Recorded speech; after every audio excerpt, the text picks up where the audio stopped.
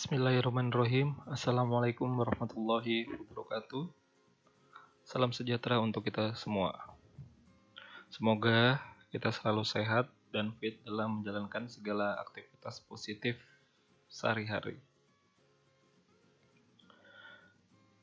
Di tengah wabah pandemi corona, kita mendapatkan instruksi bahwa perkuliahan yang dilakukan harapannya tidak tatap muka dan dilakukan dari rumah dan dilakukan secara online.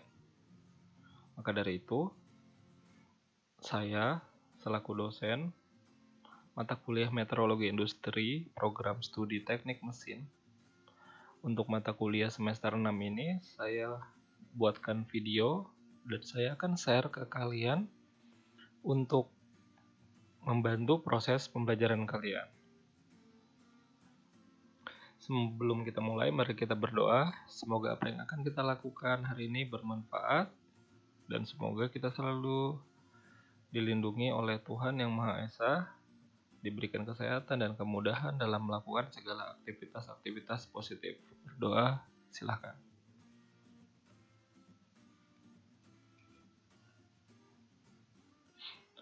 Oke, sebelum kita mulai, saya mengingatkan kembali untuk tetap melakukan aktivitas positif seperti berolahraga, beribadah, dan belajar. Dan harapannya itu dilakukan di rumah. Kalian tidak diperkenankan untuk keluar rumah jika tidak ada sesuatu yang mendesak. Semoga wabah pandemi corona ini akan segera berlalu dan kita bisa kuliah seperti sedia kala. Oke, pada pertemuan pertama tentang meteorologi industri, kita kontrak perkuliahan dan sudah saya sampaikan di minggu pertama. Namun, seminggu kemudian, di minggu kedua, kita sudah masuk materi tentang meteorologi industri, dasar-dasar meteorologi industri. Ya, namun untuk pertemuan ketiga, kita berhalangan hadir karena mendapatkan instruksi dari pihak kampus untuk melakukan aktivitas perkuliahan dari rumah. Dan saya baru sempat membuat video ini dan akan share ke kalian tentang terkait pertemuan ketiga. Jadi dalam minggu ini insya Allah saya akan menyebarkan 2 video untuk pertemuan ketiga dan pertemuan keempat. Oke, jadi hari ini kita akan masuk materi pertemuan ketiga tentang karakteristik alat ukur. Namun sebelum masuk karakteristik alat ukur, kita harus sedikit review apa yang sudah kita pelajari di pertemuan sebelumnya, pertemuan kedua. Ya, artinya ketika ini saya sampaikan, mahasiswa yang saat pertemuan kedua tidak hadir dapat mencermati, jadi tidak ketinggalan materi. Oke, kita singkat saja. Ini tujuan pertemuan minggu lalu. Kemudian, apa itu pengukuran? Ya, kita review sedikit. Kemarin kita sudah ngomongin tentang istilah dari pengukuran. Ini kita sudah pernah membahas juga di mata kuliah sebelumnya, itu pengukuran teknik dan instrumentasi. Pengukuran dalam arti yang luas adalah membandingkan suatu besaran dengan besaran standar.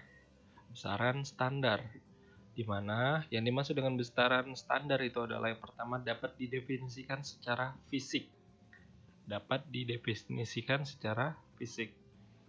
Misalnya, ketika saya meminta kalian untuk mengukur panjang ruangan atau lebar ruangan, maka itu secara fisik dapat diukur. Ya, kalian dapat mengukurnya, dapat didefinisikan secara fisik.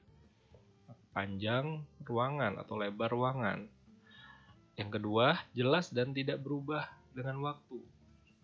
Ketika saya meminta kalian untuk mengukur panjang ruangan atau lebar ruangan, maka kalian juga dapat melakukan dengan berbagai cara. Ya, misalnya salah satunya adalah dengan jengkal tangan. Ketika ada seseorang yang mengukur jengkal tangan, misalnya didapatkan bahwa panjang ruangan adalah 30 jengkal. Saya ulangi lagi, ternyata pada si mahasiswa A, ya anggap aja si Yogi, mengukur dengan jengkal, didapatkan bahwa panjang ruangan adalah 30 jengkalnya. Namun suatu hari ketika Yogi bermain futsal menjadi kiper, karena sesuatu hal tangannya menjadi bengkak, sakit karena terkena bola dan salah jatuh, sehingga jengkalnya tidak bisa optimal lagi. Harusnya membuka lebar, tidak bisa. Jadi pada saat dia mau mengukur ulang untuk ruang tadi yang harusnya 30 jengkal, ternyata karena tidak bisa melebarkan jengkalnya, ternyata hanya malah lebih dari 30, mencapai 45 jengkal. Nah, artinya jengkal itu tidak jelas dan berubah terhadap waktu. Maka jengkal itu tidak bisa digunakan. Yang lebih tepatnya ketika kita mengukur panjang ruangan, kita dapat menggunakan mistar. Ngomong-ngomong tentang mistar, sudah saya sampaikan dan saya ingatkan sekali lagi. Ketika ada yang memegang mistar dan bertanya ini alat apa namanya, sebagai mahasiswa teknik, jangan kalian menyebutnya sebagai penggaris. Karena pada umumnya penggaris itu apapun yang digunakan untuk menggaris, entah itu pinggiran buku atau kartu ATM, itu namanya penggaris. Tapi ketika kita ngomong mistar adalah alat yang bisa untuk mengukur panjang yang memiliki satuan sentimeter, milimeter atau meter itu. Oke, yang ketiga, dapat digunakan sebagai pembanding di mana saja di dunia ini. Ketika kita ngomongin mistar yang ada di kota Tarakan, ketika kalian beli mistar yang panjangnya 30 cm, itu akan sama 30 cm-nya dengan ketika kalian membelinya di Makassar, di Surabaya, di Jakarta, atau bahkan ke daerah timur, ke Maluku, atau ke Papua, itu akan tetap sama. Ketika kalian beli di Malaysia, di India, di Singapura, di Jepang, dan di mana saja, ke Inggris, itu akan tetap sama bahwa penggaris 30 cm ya, sesuai dengan skalanya 30 cm. Artinya dapat digunakan untuk mengukur, dapat digunakan sebagai pembanding, dan dapat digunakan di mana saja di dunia ini. Itu yang dimaksud dengan pengukuran dengan besaran standar. Oke. Selain itu ada istilah besaran pokok. Besaran pokok kan, kalau ingat lagi ada besaran turunan. Besaran pokok itu ada 7, ya, panjang, massa, waktu, arus listrik, temperatur, jumlah zat, intensitas cahaya. Di luar dari itu ada sudut bidang atau biasanya sudut gitu. Kalian silakan mengingat kembali apa yang saya sampaikan, bahwa ada 7 besaran pokok dan di luar dari itu ada yang disebut dengan sudut. Kemudian di luar dari besaran pokok, ketika besaran pokok saling berinteraksi, misalnya mengukur luas, maka panjang dikali lebar. Itu artinya 2 besaran pokok panjang. Itu masuk besaran turunan. Artinya luas itu besaran turunan. Contoh dari besaran turunan diantaranya sebagai berikut. Ada beberapa yang saya sampaikan di tabel yang terlihat pada video. Tapi sebenarnya yang namanya besaran turunan sangat banyak sekali. Ketika kalian berhasil atau melihat rumus yang terdiri dari operasi-operasi perkalian atau penjumlahan dari besaran pokok, maka hasilnya itulah yang disebut dengan besaran turunan. Oke, selain itu ada faktor pengalih. Faktor pengalih itu tujuannya adalah untuk memudahkan dalam penyajian data. Ketika kalian menuliskan 100.000 cm, maka kalian dapat menyajikan dengan 100k cm. Artinya 100 dan k-nya adalah itu pengalih dari 10 pangkat 3 atau 1000. Jadi 10 pangkat 3, 10 dikali 10 pangkat 3, ya, atau kalau ketika kita mendapatkan data yang seperti yang saya sampaikan tadi 100.000, 100.000, maka 100K kita dapat menuliskannya. Ini sudah umum kalian temukan, tapi ada beberapa yang selain yang kalian pernah temukan. Yang lebih kebesar itu mulai dari mega, giga, tera, dan seterusnya. Sedangkan yang lebih kecil itu lebih kecil dari senti, ada mili, ada mikro, ada nano, ada piko, dan seterusnya. Nah, itu dasar dari yang disebut dengan pengukuran. Tapi, karena nama mata kuliah kita adalah meteorologi industri, kembali lagi saya ingatkan dari pertemuan sebelumnya bahwa meteorologi industri itu adalah ngomongin tentang pengukuran panjang, pengukuran besaran panjang. Meteorologi itu biasanya seringkali disebut meteorologi geometrik, ya, atau meteorologi industri. Mohon maaf ya, saya ulangi lagi. Meteorologi geometrik atau seringkali disebut dengan meteorologi dimensi. Dimensi, seperti yang kalian dapat bayangkan, dimensi berarti berupa ukuran dari suatu ruangan mungkin, atau lebih tepatnya dimensi itu adalah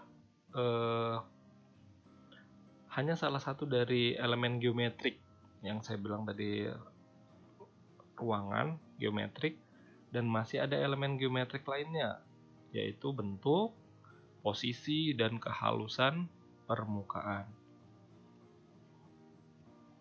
Dikarenakan banyaknya pemanfaatan meteorologi geometrik ini, maka karena penggunaannya lebih banyak di industri, akhirnya dikenal dengan sebutan meteorologi industri. Meteorologi geometrik atau meteorologi industri ini adalah berfungsi untuk mengukur apakah karakter geometri masih memenuhi syarat spesifikasi geometrik, yaitu acuan yang berupa toleransi geometrik.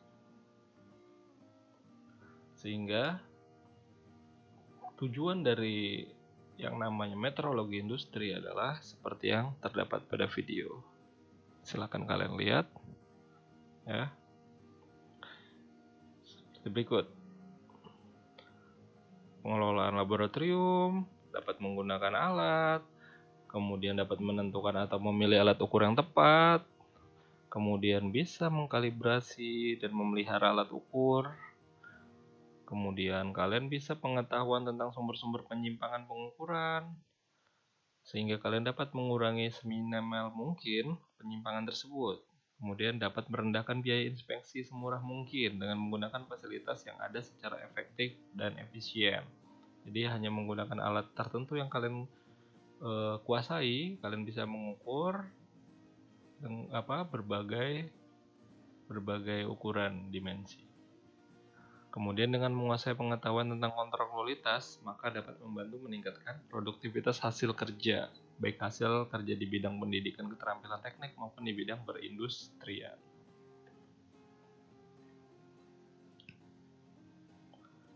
Nah, kemudian ada istilah penting yang sebenarnya saya jadikan tugas, ya. Itu ada range, span, akurasi, presisi, hingga sensitivity. Ini sebenarnya sudah pernah kita sampaikan, pernah kita temui di mata kuliah pengukuran teknik dan instrumentasi. Karena ini masih ada berkaitan, maka saya akan menyampaikan di pertemuan ketiga yang akan saya inti dari apa yang saya akan sampaikan. Jadi tugas ini bisa dianggap ditiadakan karena akan saya sampaikan. Jadi seharusnya secara teknis pembelajaran ini kalian kumpulkan, kemudian kita bahas, ya, dan masuk ke pertemuan ketiga. Ini pertemuan ketiga. Meteorologi industri untuk pertemuan ketiga, ini tadi ada tugas, ya, tugas yang harus kalian kerjakan. Tapi sebenarnya karena ini sudah tidak ada pertemuan, maka tugas ini dianggap tidak usah dikumpul. Kita akan membahasnya sekarang.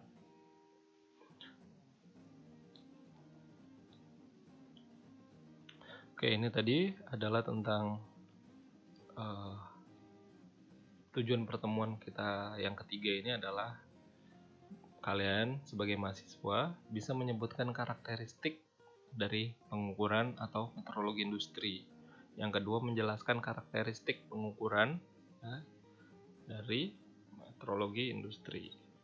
Yang pertama kalian bisa sebutkan, yang kedua kalian harus bisa menjelaskan. Jadi tidak hanya menyebutkan saja, tapi ketika ditanyakan lebih detail kalian bisa menjelaskan. Oke, langsung saja. Karakteristik suatu alat ukur adalah karakteristik yang harus diperhatikan apabila alat tersebut digunakan untuk mengukur suatu kondisi yang tidak berubah karena waktu atau hanya berubah secara lambat laun. Oke, ini karakteristik tadi.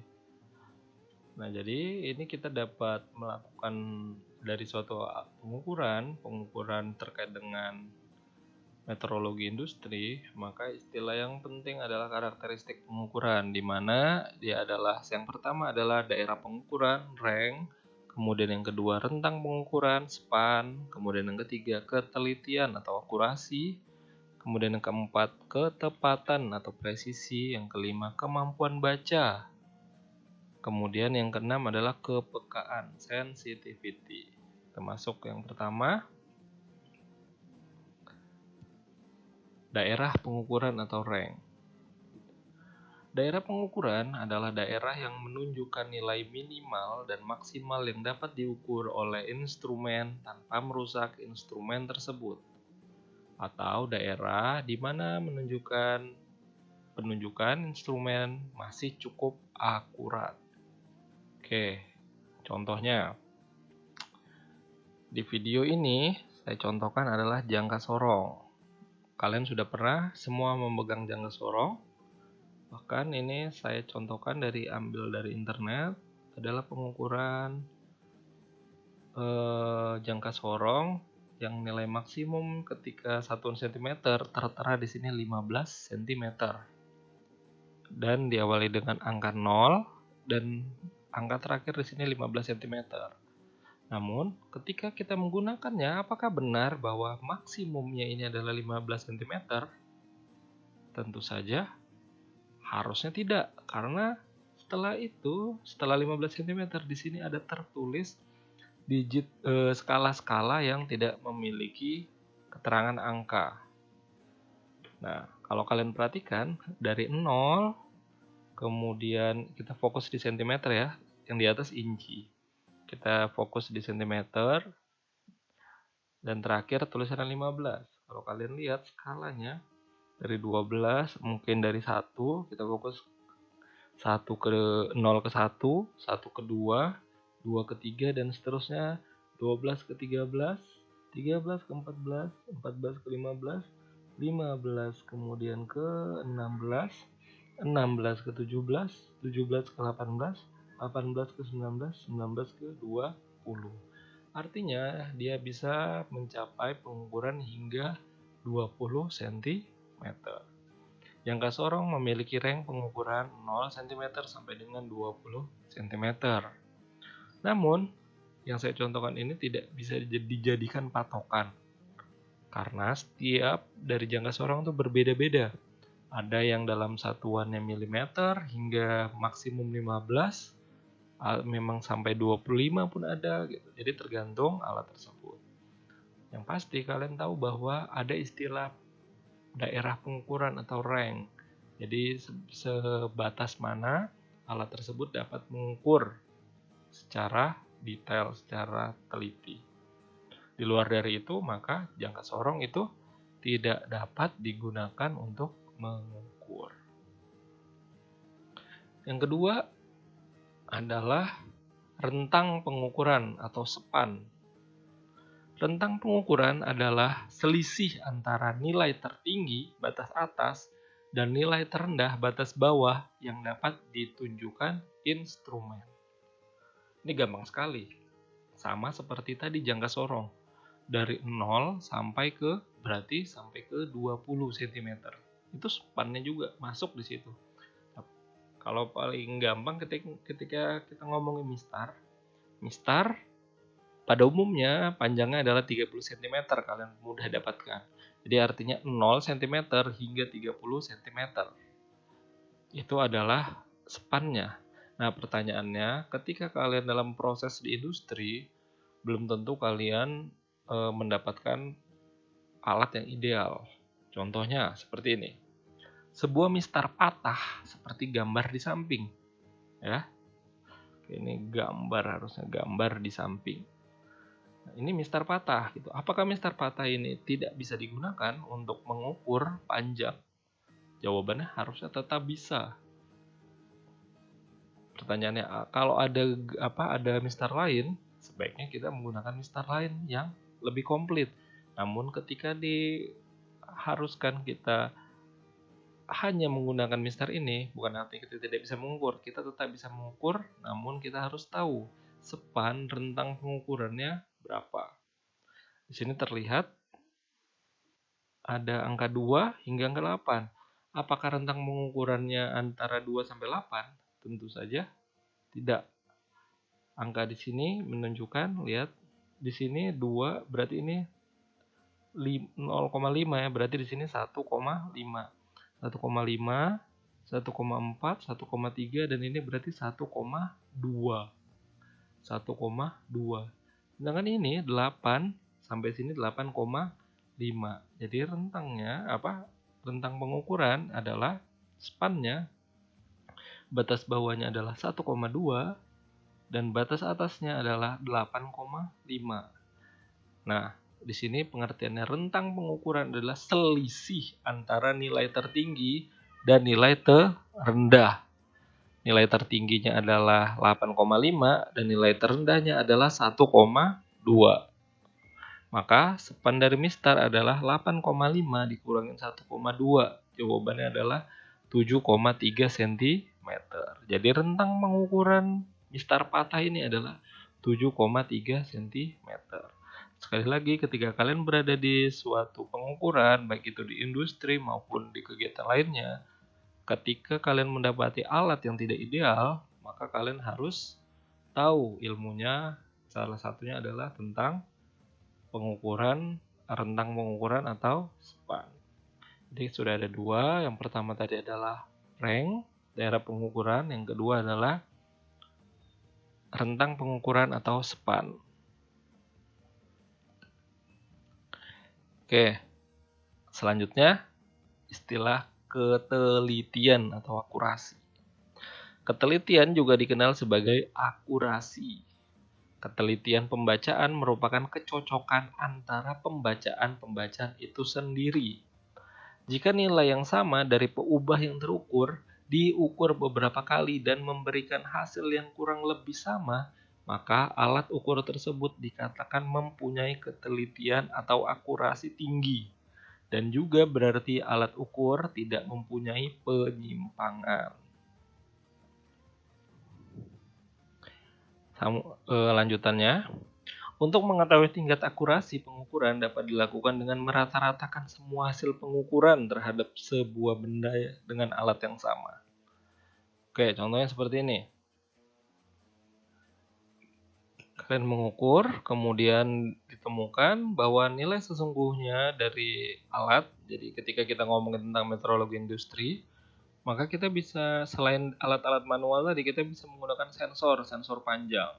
Sensor panjang itu ribetnya ketika elektronika, kita tidak bisa memastikan apakah nilai yang pengukurannya selalu tetap. Contohnya paling gampang seperti ini. Kalian punya timbangan digital. Timbangan digital itu adalah timbangan yang sensitif. Ketika kalian naik, ternyata berat kalian adalah contohnya misalnya 55. Ketika kalian naik lagi, untuk selanjutnya ternyata lebih 55,4. Kalian naikin lagi, ternyata kurang 55,2. Kalian naikin lagi, ternyata berkurang malah 49,8. Nah, apa yang harus kalian lakukan? Apakah kalian langsung membuang timbangan itu karena tidak stabil angkanya? Kita bisa ngomongin tentang ketelitian atau akurasi. Contohnya seperti ini. Nilai suatu panjang benda adalah 8,24 cm. 5 kali dilakukan pengukuran menggunakan alat misalnya sensor untuk pengukuran panjang diperoleh 8,20, 8,22, 8,20, 8,28, dan 8,25. 5 kali pengukuran dengan satuan cm didapatkan data seperti itu. Maka ketelitiannya adalah apakah alat itu bisa dianggap teliti ketika kita rata-ratakan, nilainya adalah 8,20 ditambah 8,22 ditambah 8,20 ditambah 8,28 ditambah 8,25 dalam satuan cm semua, kemudian dibagi 5. Maka hasil penjumlahannya adalah 41,15 cm dibagi 5. Jawabannya adalah 8,23. Sangat amat mendekati hasil dari panjang yang sesungguhnya 8,24. Ya, dibandingkan dengan data 8,28, 8,23 jauh lebih dekat. Artinya, maka hasil rata-rata hasil pengukuran tersebut dikatakan akurat karena mendekati nilai yang sebenarnya, yaitu 8,24 cm. Itu yang disebut dengan akurasi. Jadi akurasi harapannya ketika kalian pengukuran tidak cuma mengambil satu data, bukan hanya mengambil data tunggal, kalian bisa melakukan pengukuran berulang. Kemudian setelah akurasi ada yang namanya presisi, ketepatan. Ketepatan adalah kemampuan instrumen dalam menghasilkan atau menunjukkan ulang pembacaan alat ukur yang digunakan untuk mengukur objek yang sama di tempat yang sama serta di waktu yang hampir bersamaan. Jadi diulangi, dan diulangi, ternyata hasilnya harus semakin presisi, artinya semakin mirip angkanya. Di mana untuk presisi ada rumusnya. VRM yaitu penunjukan posisi maksimum atau minimum dikurangi dengan V rata-rata, artinya akurasi tadi, data akurasi bisa diambil kemudian dibagi dengan VA nilai sebenarnya dikali dengan 100%. Oke, kita langsung contoh seperti ini. Menggunakan soal yang sama di akurasi tadi, nilai sesungguhnya benda adalah 8,24. Disajikan seperti berikut.